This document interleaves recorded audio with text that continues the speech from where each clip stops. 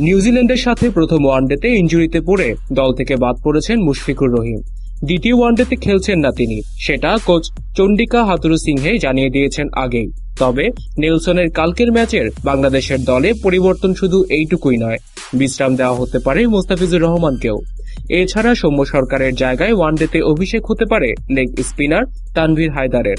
দল সূত্রে জানা গেছে, ফিজিওর পরামর্শেই আজ বিশ্রাম দেওয়া হতে পারে মোস্তাফিজকে। চোট থেকে মাত্র ফেরায় তাকে একটানা খেলাতে রাজি নন ফিজিও।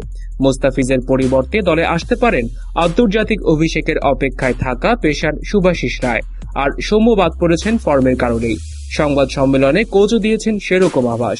তিনি বলেন, কেউ ধারাবাহিকভাবে পারফর্ম না করলে তো একটা পর্যায়ে বিকল্প ভাবতেই হয়। হ্যামস্ট্রিং এর চোট পুরোপুরি না সারায় মুশফিক ছিটকে যেতে পারেন সিরিজের শেষ ওয়ানডে এবং টি-20 সিরিজ থেকেও। তার জায়গা নিয়ে ওয়ানডে অভিষেক হচ্ছে আরেক উইকেট কিপার ব্যাটসম্যান নুরুল হাসানের। জাতীয় দলের হয়ে এখন পর্যন্ত শুধু 6টি টি-20 খেলেছেন এই তরুণ খেলোয়াড়। এলটিভির সাথে থাকার জন্য সবাইকে ধন্যবাদ। বিনোদন জগতের সর্বশেষ সব খবরের আপডেট পেতে আমাদের সাবস্ক্রাইব করতে ভুলবেন না।